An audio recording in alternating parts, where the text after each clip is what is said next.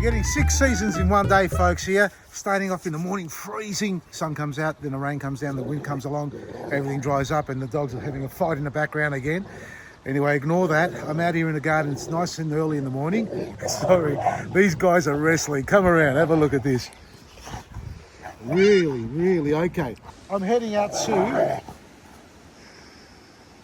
I stopped, they stopped. So I'll start talking at this. All right, that's enough. I'm heading out to the outlets today, folks, because we've got 2 new families who have joined our group of family in outlets. That's pop-ups.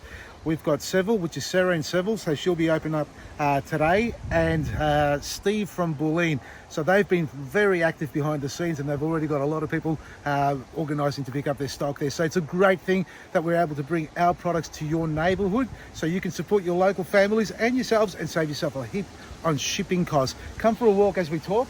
You can see this side of the mulch, whereas the other side I haven't mulched yet. So, important thing for spring.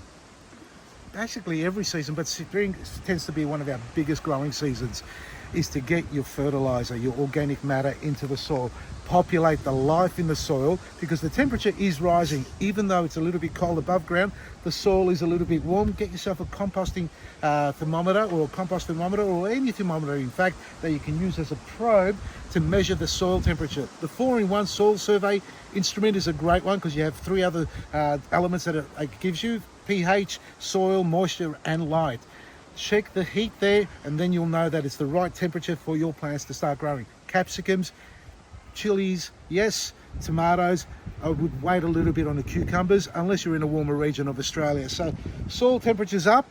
Feed your garden, because you need to populate the soil and get the life happening as soon as you plant your seedlings, which is what I'm just going to show you now that we did in the workshop.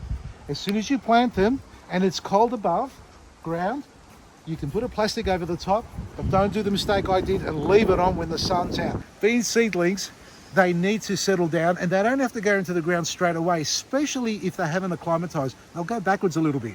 So you're best off to wait a week or 2 before you plant them out. In the meantime, feed your garden. I planted these the day we bought them, and I put the plastic over the top, and it was a stinking shit day. I was going to say hot day, but it was a really bad, cold, windy day, folks. And what happened here is sunburn. That's been caused by the plastic. So the sun was reflecting on the plastic, heating it up, and the same thing happened here.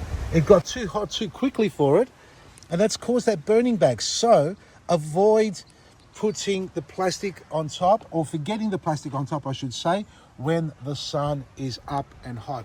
Take it off in the daytime, reapply it in the nighttime or the evening, because that's when it gets really cold. So it needs to acclimatise, and they've hardened off and they've taken off, and that's what you're going to do too. So feed your garden. I've been superfooding, black greening and composting, obviously our planting mix, and we're running a big special. So take advantage of it, because there's a big surprise coming up on Monday. So no bigger sales, it's just what it is, but there's a big surprise on Monday. I've been told. I'm waiting. Check out our website, vasilisgarden.com. From me, Vasily, have a great spring ahead for yourselves, and I'll hear you on 3AW. Bye,